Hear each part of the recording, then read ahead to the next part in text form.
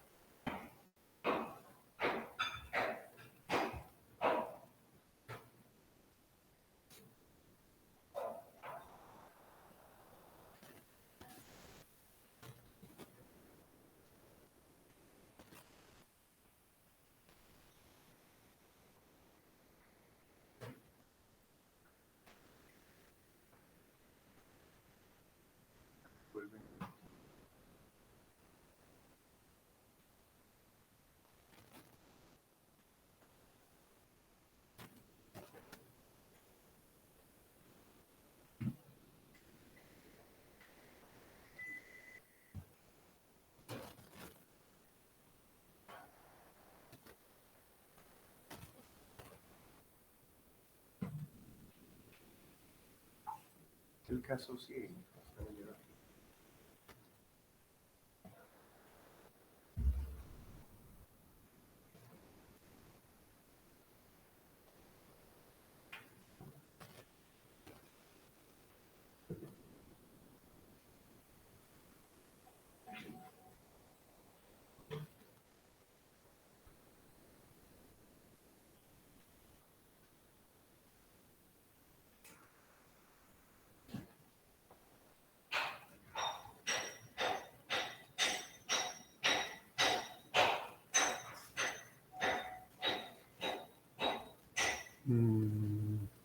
Algo está fallando. Ya, ahora sí. Adelante, doctor. Nos quedamos en el informe de resultados de averiguación previa por el delito de homicidio en agravio de segundo Simón Sánchez Paredes y otros, elaborado por Fernando Solórzano Avina, director general de la Policía Judicial Federal de México, del 14 de diciembre de 1988. Esta prueba documental fue realizada en la sesión 538 del 19 de octubre del 2022 y recoge en esta metodología que sigue la Fiscalía de utilizar un actuado para darle valor a una declaración que para la Fiscalía es importante. En este caso, este informe recoge la declaración del detenido Walter Saavedra Domínguez, el que mató a segundo Simón Sánchez Paredes, del 10 de diciembre de 1987. El problema de este informe, como ya hemos venido estableciendo con otras declaraciones, es que la declaración del detenido Walter Saavedra, o sea, el contenido del informe, fue declarado inválido. El testimonio fue declarado inválido por el Tribunal de Querétaro por el derecho a ser puesto a disposición de la autoridad dentro del plazo establecido por la ley. Entonces, para el tribunal o la justicia mexicana, esa declaración ya no existe. Entonces la pregunta es que hemos venido planteando al tribunal de clave a la conducencia o legalidad, si una declaración o un testimonio que ha sido declarado inconstitucional, anticonvencional por violación de un derecho humano en México, puede ser prueba en el Perú. Y no hay forma que sea prueba en el Perú porque tenemos las mismas prohibiciones convencionales respecto a la prueba ilícita. Por tanto, ni la declaración de Walter Saavedra Domínguez, ni ningún documento que se elabore a partir de esa declaración podría tener valor probatorio. Por eso es que hay un problema de inconducencia. Y a eso se agrega, señores miembros de la sala, que tampoco se distingue que con principio de ilegalidad las fuentes de prueba personales tienen que incorporarse vía testimonios.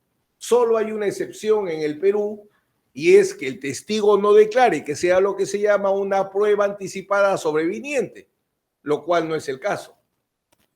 Nunca se intentó traer el testimonio de Walter Saavedra Domínguez si alguna importancia hubiera tenido. ¿Y por qué resulta inútil? Porque lo que hay que probar es lo que se acusa. Y a mi patrocinado se le vincula con el delito de tráfico ilícito de drogas producido en México porque según la fiscalía él transportó droga. Entonces lo que hay que probar es que él haya transportado droga desde esa ya reiterada ruta de Bayóvar hacia México, Pachuca Hidalgo, el Rancho Luna. Otro documento de este bloque, primero acabamos el bloque de lo que es formularios de A6, ahora los actuados del proceso del caso Rancho Luna en México, es el acta de acuerdo, así se llama, de fecha 15 de diciembre de 1987, elaborado por Magdalena Santillán Rojas, una agente del Ministerio Público de la Mesa Cuarta de Averiguaciones Previas, más o menos parecido a las investigaciones o diligencias preliminares. En la sesión 538 se oralizó este documento. ¿Cuál es el problema? Falta de utilidad concretamente. Este documento hace referencia a diligencias que se hicieron en la ciudad de Pachuca y que absolutamente no tienen ninguna vinculación con el delito fuente acusado, con la actividad criminal previa. Luego tenemos, y así se llama, actas de razón, acuerdo, certificación de estado físico de fecha 15 de diciembre de 1987, elaborado también por la licenciada Magdalena Santillán Rojas, también agente fiscal de la Mesa Cuarta de Averiguaciones Previas.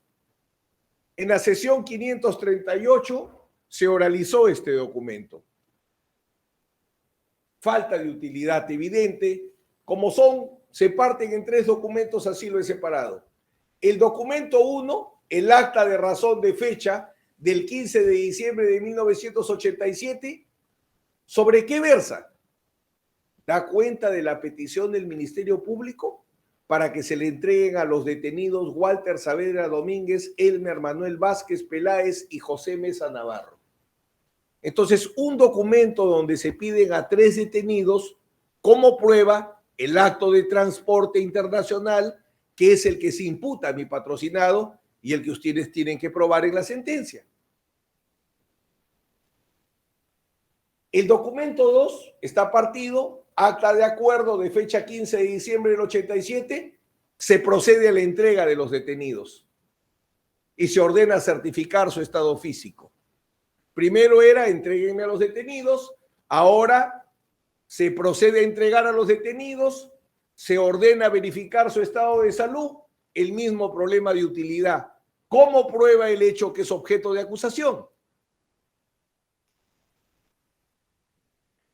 Y la tercera parte de este documento, el acta de estado físico de fecha 15 de diciembre del 87, el estado físico de los 3 detenidos. Acá se agrega un problema que tiene que ver necesariamente con la conducencia o la falta de eficacia probatoria, perdón, en este caso, porque quien hace el examen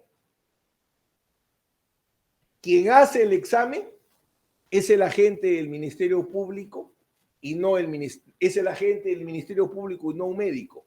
Quien analiza el estado físico de los detenidos es un agente fiscal, no es un médico. Pero lo importante para nuestros efectos, la falta de utilidad. Cómo el estado físico de estos tres señores hayan sido bien tratados, maltratados, hayan sido lesionados, etcétera, cómo resulta proporcionando información para probar el acto previo que se atribuye a mis patrocinados como delito fuente y circunstancia agravante de la pena. No hay utilidad. Acá no se trata de probar, insisto, en qué pasó en México. Acá lo que se trata de probar es si mi patrocinado tuvo intervención en el hecho de México, porque ese es el objeto de acusación. Este es un caso de lavado de activos. Otro documento se llama Comparecencia y Declaración del licenciado Fernando Solórzano Aviña, director de la Policía Judicial del Estado de Hidalgo, de fecha 16 de diciembre de 1987. Se oralizó en la sesión 538. Problemas de conducencia. Fernando Solórzano, ¿qué hace?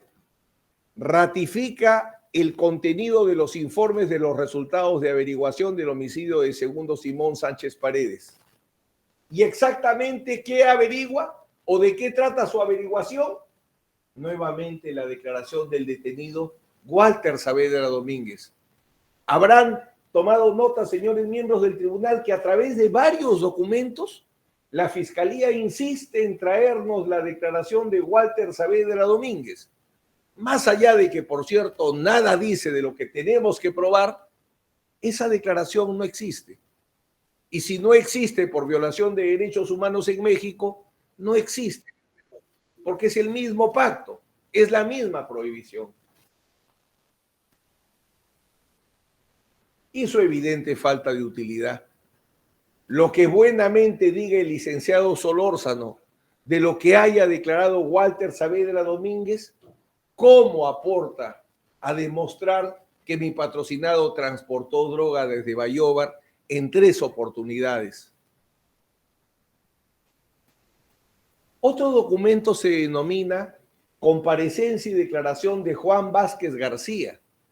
Es del 16 de diciembre de 1987, no 1897, 1987. La sesión de examen, la 538, todas del 19 de octubre del 2022. Tiene problemas tanto de validez como de eficacia probatoria. La Fiscalía aporta solo la primera hoja del acta de declaración de Juan Vázquez García. No aporta la declaración, aporta la primera página de una declaración. Entonces aporta un documento incompleto. Y siendo un documento incompleto, carece de requisito de validez, de existencia jurídica.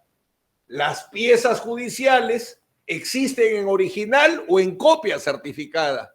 Vaya con Dios, copia simple, pero no documento incompleto. De 10 hojas que tenga una declaración, una no hace un documento. En el derecho peruano, el procedimiento es de rehacer expedientes, no de utilizar documentos incompletos. No creo que en ninguna parte del mundo se pueda, pero siempre es rehacer. Eso dice nuestra norma. Nuestra ley procesal lo que acepta son copias, no partes, no documentos incompletos. Por tanto, carece de requisito de validez y su existencia, la declaración de Juan Vázquez García, jurídicamente no se ha dado en este caso. ¿Qué valor probatorio podría darse a lo que no existe de acuerdo a nuestro derecho? Agregaré una vez más, porque es una constante, que si a la Fiscalía le interesaba el testimonio de Juan Vázquez García, debió ofrecerlo como prueba testifical, no reemplazar el testimonio con un documento. La ley prohíbe incorporar las fuentes de prueba personales con el medio de prueba documental.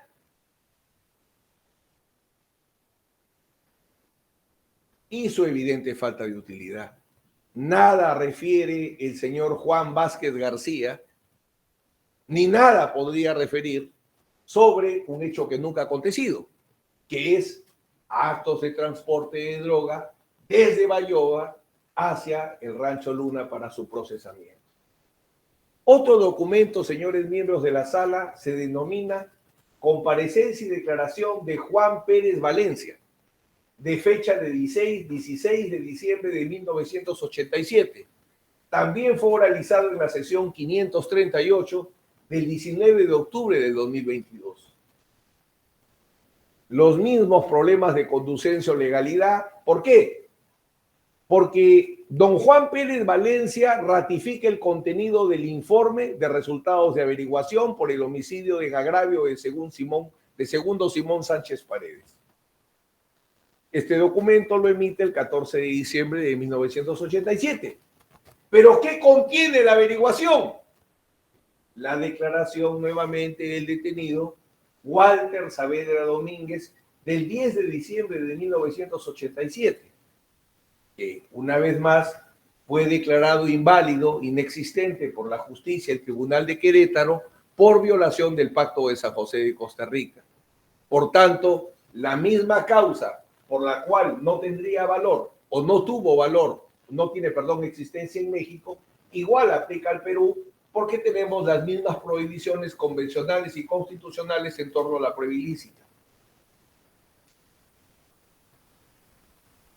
Adicionalmente, si tan importante era la declaración de Juan Pérez Valencia, debió haberse ofrecido su testimonio y nunca se hizo. Entonces, nuevamente se reemplaza testimonio con prueba documental.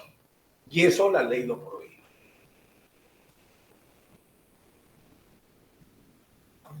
La falta de utilidad, nuevamente evidente.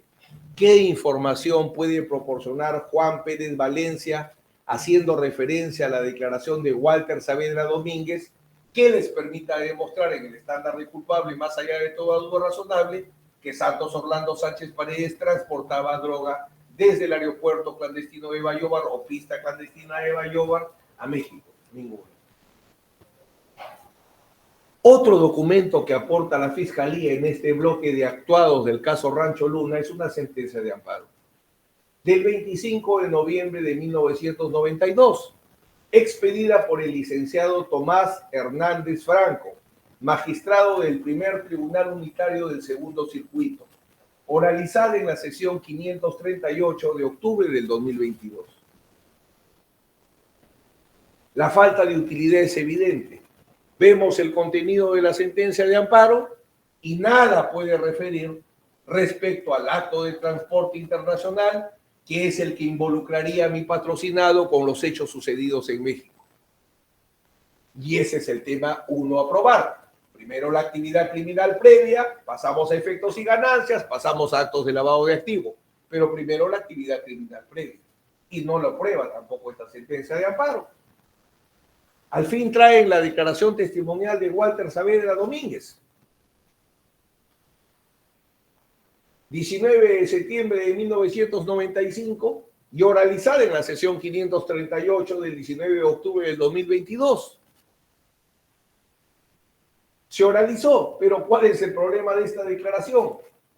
El problema de esta declaración es que, en primer lugar, no tiene requisitos de eficacia probatoria porque no es una prueba documental, sino una prueba documentada. El testimonio de Walter Saavedra Domínguez no puede ser sustituido por una declaración. Principio de legalidad. Adicionalmente, el acta carece de firmas de declarante, instructor y fedatario. No aparece la firma de quien declaró, no aparece la firma del instructor y del fedatario porque son copias, no son originales. No tiene autenticidad el documento y por tanto no puede ser considerado como prueba, más allá que, como repito, un documento no reemplaza a un testimonio. Hay que diferenciar prueba documental de prueba documentada. Las actas son prueba documentada, no son prueba documental. Y las actas no reemplazan a los testigos.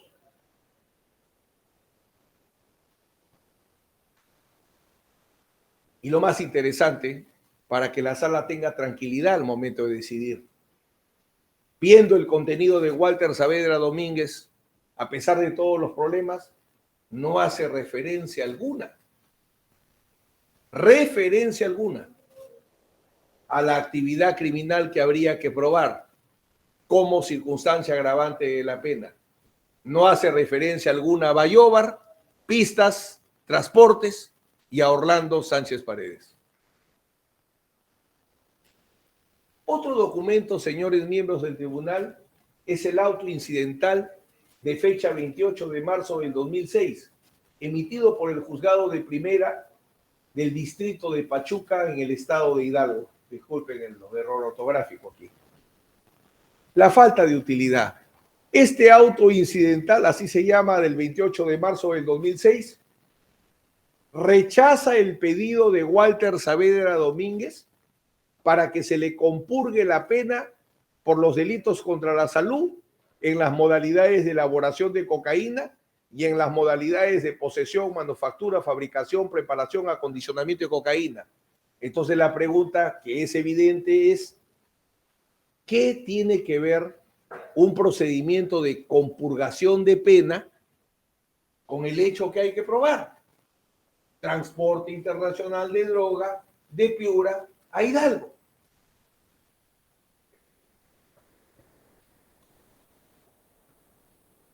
Y otro documento, no propiamente del caso Rancho Luna, pero vinculado a él, por eso lo trabajamos en este bloque, una nota periodística titulada Morir en el Rancho Luna, de diciembre del 2007, publicada en la revista Caretas, número 2004.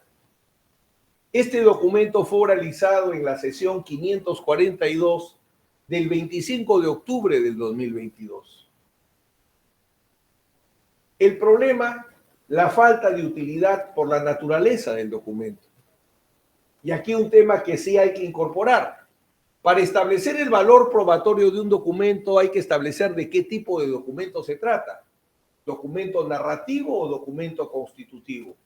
Un documento constitutivo, el contrato. El contrato prueba derechos y obligaciones. El contrato prueba relaciones jurídicas, una sentencia. Documento constitutivo por excelencia. Demuestra un juicio de inocencia o culpabilidad y sus consecuencias. Pero los documentos narrativos, Pardo Iranzo hace esta diferencia muy interesante, los documentos narrativos que prueban lo que una persona piensa de algo, lo que una persona cuenta sobre algo. Lo que se prueba es lo que dice el reportero, eso se prueba. Pero los hechos que contiene el reportaje no se prueban con el reportaje, requieren otra probanza. Esa es la diferencia del documento narrativo. El documento constitutivo per se prueba, el documento narrativo no. Prueba que hay un reportero que piensa eso, que considera que eso es lo que ha investigado.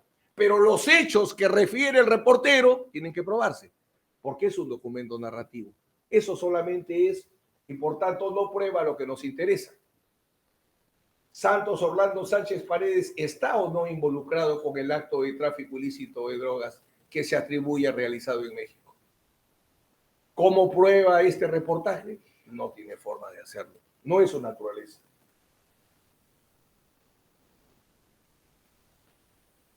Luego ingresamos a un tercer bloque de documentos.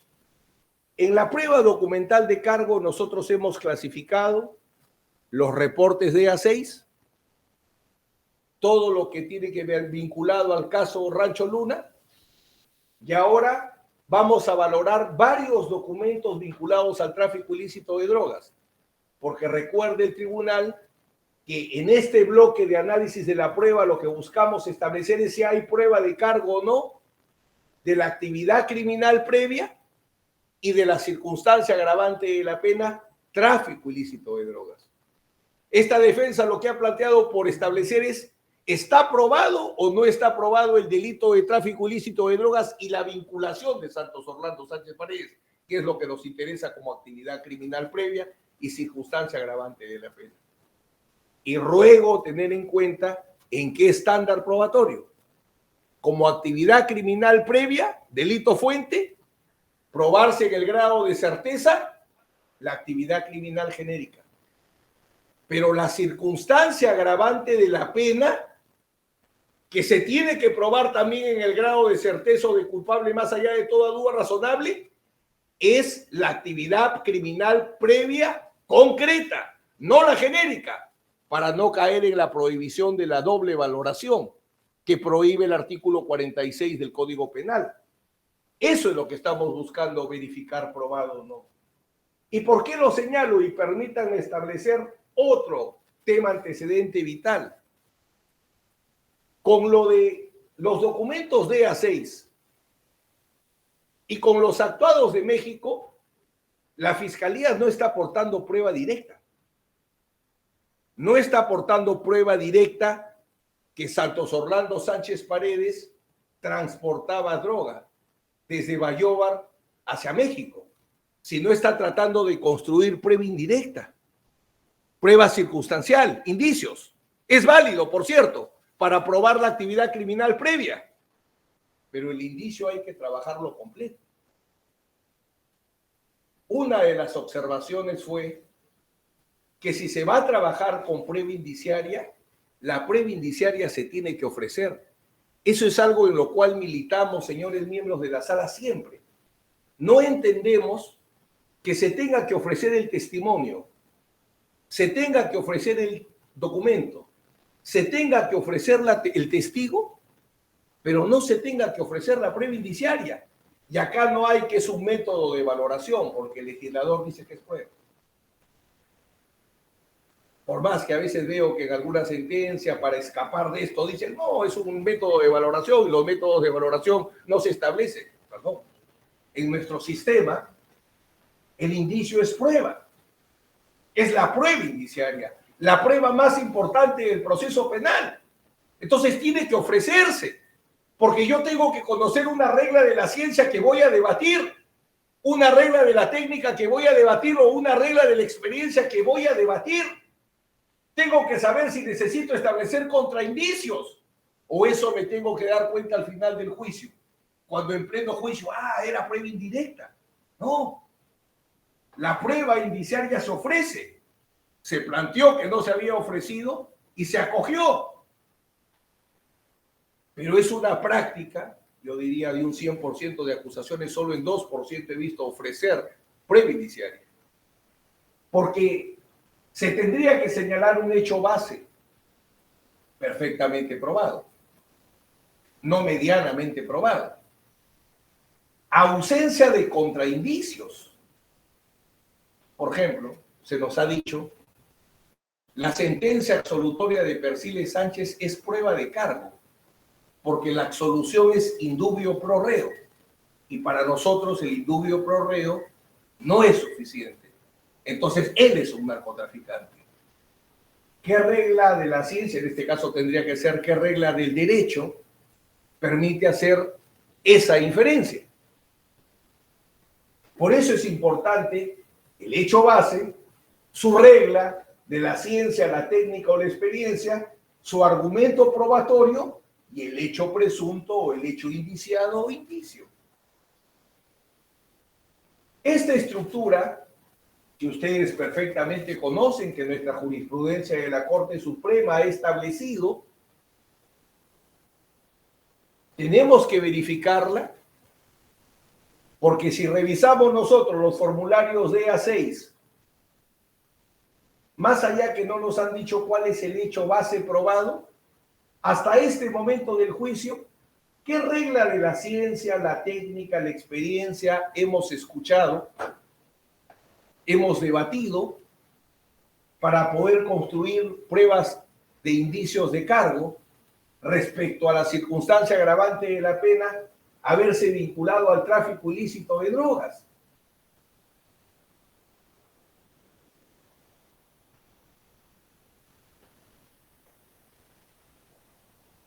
Porque hay algo que es fundamental. Si voy a trabajar con prueba indiciaria, no tiene que haber contraprueba, no tiene que haber prueba de lo contrario, esto es, no puede haber contraindicios. Permítanme poner otro ejemplo al cual voy a ir. Tengo un atestado Es prueba de cargo. Pero ese atestado derivó en un proceso que terminó con un auto de sobreseimiento. Entonces, ¿tengo el atestado? Sí, tiene usted el atestado. Pero ese atestado terminó con un auto de sobreseimiento definitivo. Eso, cómo el auto de sobreseimiento termina siendo derrotado por el atestado, no lo hemos escuchado. Ni jamás vamos a escucharlo, porque no existe, como vamos a demostrar en la valoración individual. Pero pido por favor al tribunal tener en cuenta que lo que estamos trayendo las partes es prueba indiciaria. Y esta prueba indiciaria tiene su estructura. Y esa estructura hay que verificarla en todo su contenido. Hay que verificar si hay indicios de inocencia, hay que verificar si hay contraindicios, como explica quizás el máximo exponente de la prueba indiciaria, que es Carmen Termaya.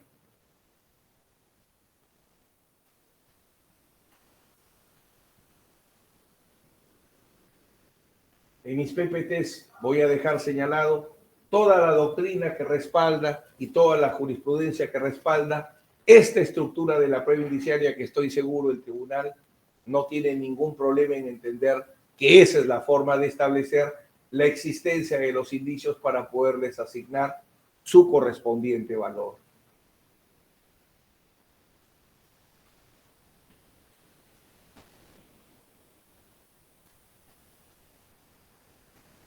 Atestado policial 116-DIE, elaborado por la División de Investigación de Tráfico Ilícito de Drogas del 26 de marzo de 1980.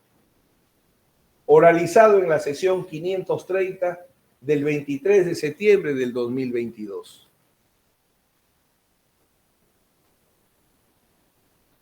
Ese atestado 116, que ha sido aportado como prueba de cargo por la Fiscalía, tiene dos hechos que hay que diferenciar. El hecho 1, 9 de marzo de 1900, perdón, el hecho 1, el 7 de marzo de 1980, en un depósito de vehículos de Segundo Manuel y Santos Orlando Sánchez Paredes, sito en la calle J, Manzana J, lote 14, zona industrial, Santa Rosa, Ate, Vitarte, la vivienda del señor Neptalí Pereda Barrientos, se encontraron 2 bolsas de lona conteniendo, y pongo entre comillas, adherencias de PVC. Ese es un hecho. El otro hecho, 9 de marzo de 1980, ya no 7 de marzo, personal de la policía interviene a Aníbal Armando Mascaró Pérez, Rolando Quispe Pariona y Víctor Rodríguez Canchaya, y se les encuentra en posesión de 4 kilos 685.10 kilogramos de pasta básica de cocaína y una balanza de pata de gallo. La policía, por un extraño conjuro, termina acumulando los dos hechos. Una sola investigación y un solo proceso penal, porque llegó a proceso penal, que implicó a estos señores e implicó también a mi patrocinado Santos Orlando Sánchez Paredes. Ese es el atestado policial. 7 de marzo, el hecho, 7 de marzo, en un depósito de mi patrocinado y su hermano, 2 bolsas de lona conteniendo, repito, entre comillas, adherencias de PVC, porque luego vamos a ver que ni las adherencias son.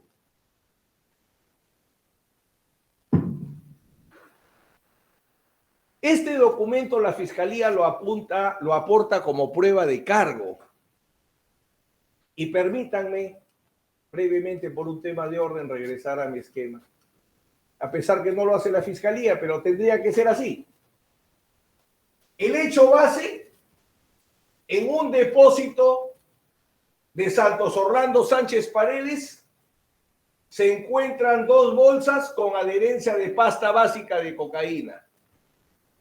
y como se encontró o hubo ese hallazgo en el depósito, él es traficante de drogas. Ese sería el hecho presunto. Él es un traficante de drogas por ese hecho base, que es las adherencias de PVC en 2 bolsas. ¿Con qué regla? ¿Cómo se saltó del hecho base al hecho presunto? ¿Con qué regla de la ciencia, de la lógica, en este caso del derecho, se descartó que había contraprueba? ¿Se descartó que había contraindicio? ¿Eso nos explica? La Fiscalía no. Y no va a poder explicarlo por una razón muy sencilla. Porque este documento público que es el atestado policial, primero, jurídicamente es una denuncia policial. Un atestado es una denuncia. Segundo, que su contenido solo es prueba si tiene prueba preconstituida. En este caso sería el examen de laboratorio de las bolsas con adherencias de pasta básica de cocaína. Esa sería, entre comillas, la prueba. Pero luego surge algo que la Fiscalía no ha enfrentado. Y es que ese atestado inicia un proceso, pero ese proceso termina con un dictamen no acusatorio, con un auto de sobreseimiento definitivo, con un dictamen del fiscal supremo que declara su conformidad con el sobreseimiento y con una ejecutoria suprema que declara no haber nulidad al auto de sobreseimiento definitivo. Entonces, permítanme regresar a mi esquema.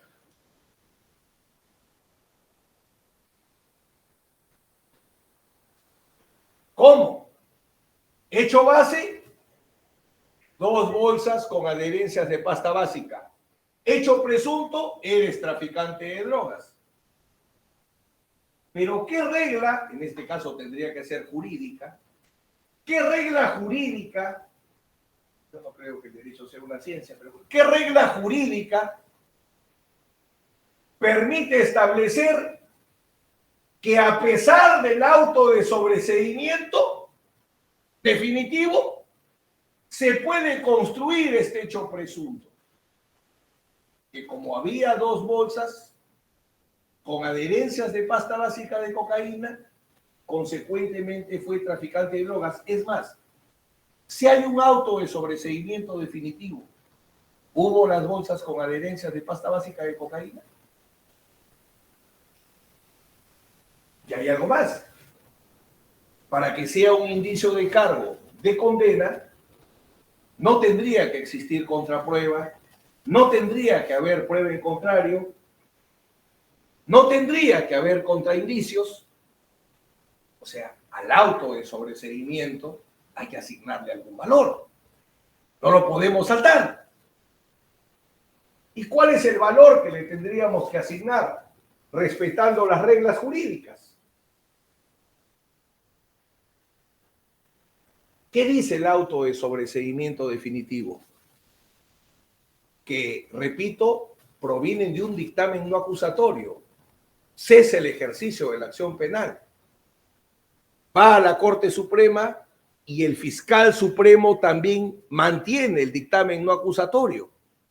Y la Corte Suprema emite ejecutoria declarando no haber nulidad en el auto de sobreseimiento definitivo. ¿Sobre qué premisa se dictó el sobreseimiento? 1. Que la investigación policial ha sido a la vez turbia y abusiva, incautando numerosas especies e inmuebles sin razón válida. 2. Que los cargos formulados por la policía estuvieron basados en simples indicios y declaraciones obtenidas a los implicados sin presencia de abogados o del representante del Ministerio Público. 3. Que los cargos que aparecen en el referido atestado policial solo se basan en indicios y en declaraciones, al parecer obtenidas mediante violencia. 4. Que las conclusiones del referido atestado policial no han sido corroboradas por otros elementos de juicio, careciendo de fundamentos, y que las mismas deben apreciarse con reserva, pues se observa que desde que se inició el operativo policial Este tuvo la finalidad de encontrar responsabilidad en el tráfico ilícito de drogas a la familia Sánchez Paredes. Recuerden, por favor, cómo comencé mi alegato. ¿Dónde se dio a conocer el inicio de la investigación preliminar? En el Salón Dorado de Palacio de Gobierno. Estando presentes, ¿quiénes? El ministro del Interior, el director general de la policía y el jefe de la DINANDO.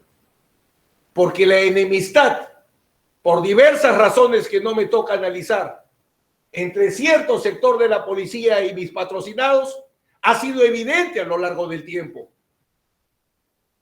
Acá es un Tribunal de Justicia y la Corte Suprema que están estableciendo que había una tendencia a incriminar. Sin embargo, ambos grupos de personas que son protagonistas de hechos diferentes, por eso le decía, una cosa fue la incautación de la droga y otra esto de las 2 bolsas y las supuestas adherencias, que son protagonistas de hechos diferentes, son relacionados elaborándose en el referido atestado policial con la única finalidad de contar con un cuerpo del delito en los 5 kilos de droga y de este modo poder justificar las numerosas incautaciones de vehículos, maquinarias, inmuebles de las personas integrantes del primer grupo. O sea, agarran a una serie de narcotraficantes, meten al caballazo a mi patrocinado, incautan todos los inmuebles, todos los bienes. Y señala la Corte Superior y la Corte Suprema que eso fue incorrecto. Que la declaración instructiva de Pedro Blanco Aguilar, que utiliza la policía para vincular, en presencia de su abogado y representante del Ministerio Público, refiere conocer a Segundo Simón Sánchez Paredes por la actividad de transporte de cerveza en la ciudad de Trujillo y que no conoce a Santos Orlando Sánchez Paredes. Que la declaración instructiva de Pedro Blanco Aguilar, en presencia de su abogado y representante del Ministerio Público, refiere que el personal de la PIP en su presencia palanqueó la puerta de todos los vehículos que estaban en el garaje Santa Anita, propiedad de los hermanos Sánchez Paredes, habiendo escuchado decir a uno de los investigadores que a todos ellos los iba a marcar y hundir. Y por favor tengan en cuenta esto, porque cuando veamos la sentencia de Persiles Sánchez vamos a encontrar el mismo factor. Que no han merecido significación ni credibilidad los hallazgos de adherencias no ponderables de drogas en numerosos vehículos de la familia Sánchez Paredes, así como las adherencias encontradas en los costalillos o bolsas, los cuales resultan sumamente extraños, presumiéndose que en este caso de autos hayan sido colocadas exprofesamente.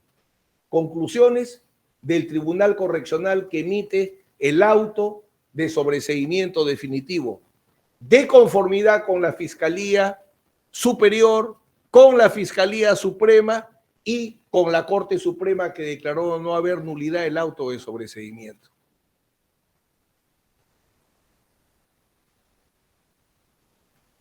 El auto de sobreseimiento definitivo es cosa juzgada. Artículo 139, numeral 13 de la Constitución. Prohibición de probar contra los hechos establecidos en el auto de sobreseimiento definitivo. Si el auto de sobreseimiento definitivo señala que Santos Orlando Sánchez Paredes y Manuel Sánchez Paredes no tienen ninguna vinculación con el tráfico ilícito de drogas, la Fiscalía puede probar en este juicio contra lo que establece el auto de sobreseimiento definitivo. No, porque la Constitución se lo prohíbe.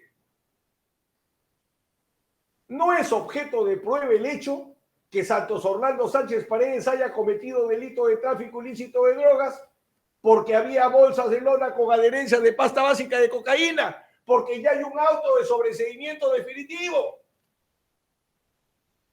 ¿Cómo lo dejamos sin efecto? ¿Cómo lo saltamos para construir el hecho presunto? Si es cosa juzgada. Solamente como referencia, el artículo 156 del actual Código Procesal Penal que explicita lo que la Constitución prohíbe, no son objeto de prueba las máximas de la experiencia, las leyes naturales, la norma jurídica interna vigente, aquello que es objeto de cosa juzgada.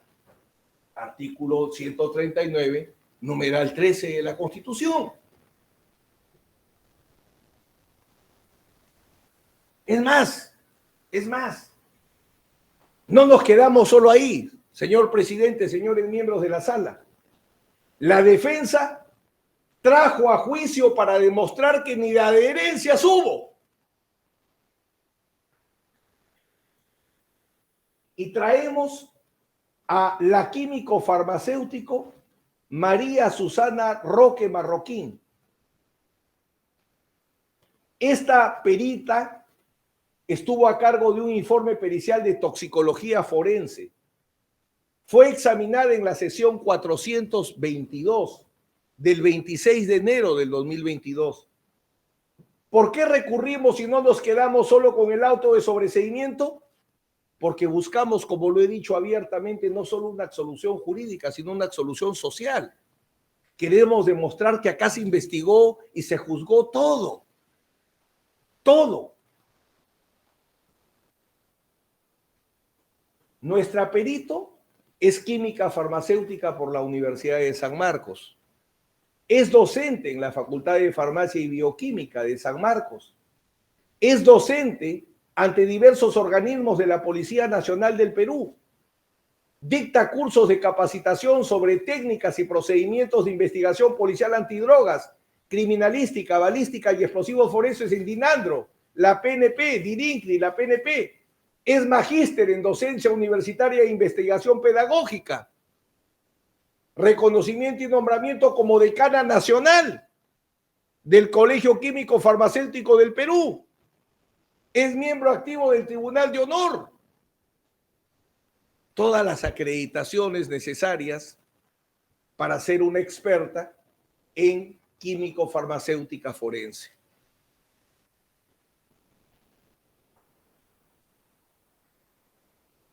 ¿Y qué es lo que ella examina?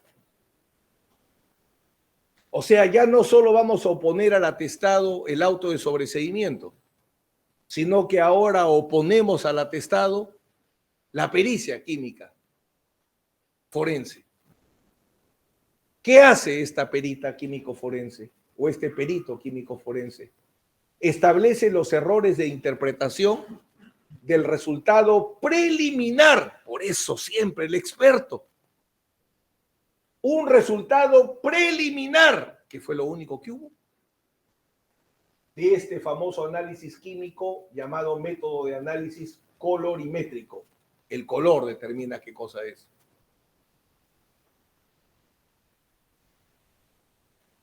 Ella trabaja científicamente el método de coloración del reactivo de Matter o reactivo de Scott, que es la solución de base de tiocianato de cobalto, que es un reactivo de campo de orientación, no de comprobación, de orientación. ¿Qué establece la perito? ¿Qué ha establecido en juicio la perito? Se ha demostrado teórica y experimentalmente que el reactivo de Matter o reactivo de Scott, reactivos que los forenses usan como pruebas de campo, dan falso positivo con diferentes sustancias, materiales a base de compuestos orgánicos, polímeros, reactivos químicos, productos farmacéuticos diversos, solventes orgánicos, etcétera, que dan una coloración similar y o parecido al azul turquesa característico, pero en diferentes tiempos y tonalidades cromáticas. Los reactivos Matter o Scott son pruebas que los forenses las usan como orientación. Necesariamente tiene que ser comprobados en el laboratorio, sometiendo dichas muestras a un análisis instrumental, equipos de cromatografía de gases o cromatografía de gases masas. Por eso ese primer reactivo es preliminar de orientación, no es el informe químico.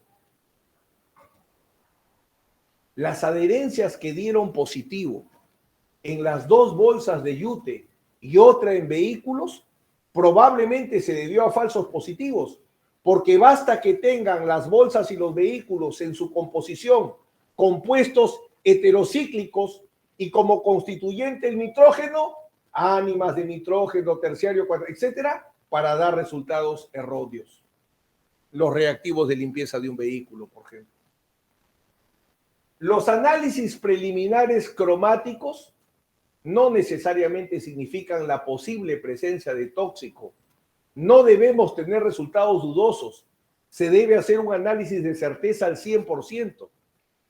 Los resultados mencionados en el atestado 116-DIE del 26 de marzo de 1980 se tratan de resultados preliminares de análisis químico. No se trata de un peritaje toxicológico de drogas. Actualmente se recomienda que los resultados preliminares de análisis químicos en el caso de trazas tienen que ser confirmados en el laboratorio con equipos instrumentales certificados o en su defecto se descarta dicho análisis.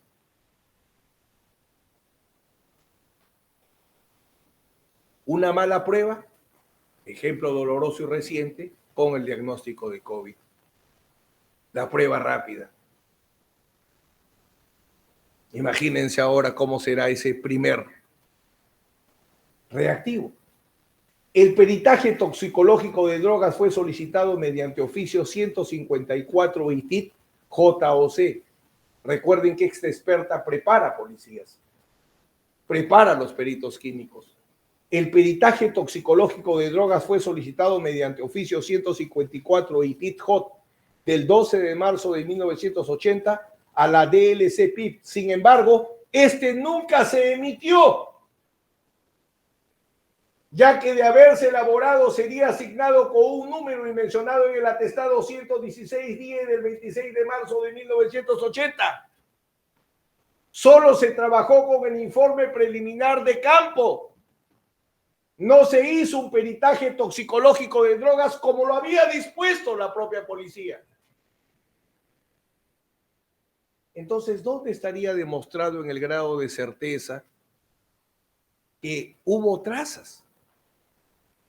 Si lo único que tenemos es un informe preliminar y ni siquiera se tuvo el peritaje toxicológico que pidió la propia policía. ¿Por qué la policía no esperó para elaborar su atestado? Quizás todas las críticas de sesgo que hace la Corte Superior y la Corte Suprema de Justicia. Porque lo que se trataba era no de investigar, sino de incriminar.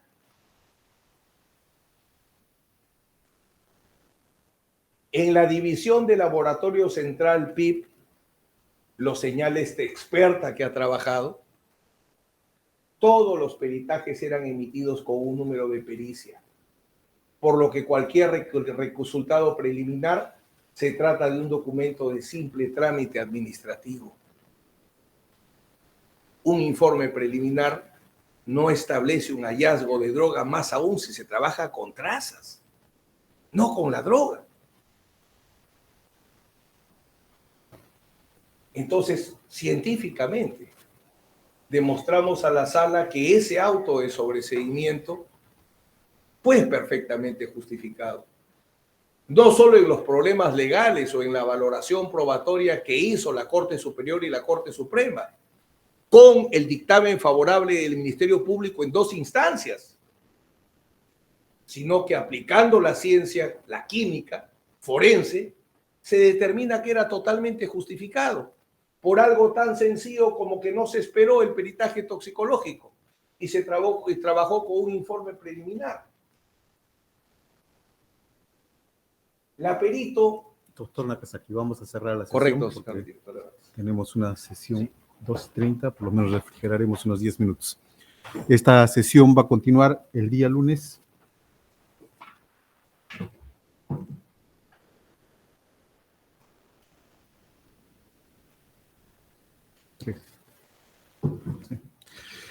A las 3 de la tarde. Día lunes estamos convocados todos. Muy buenas tardes.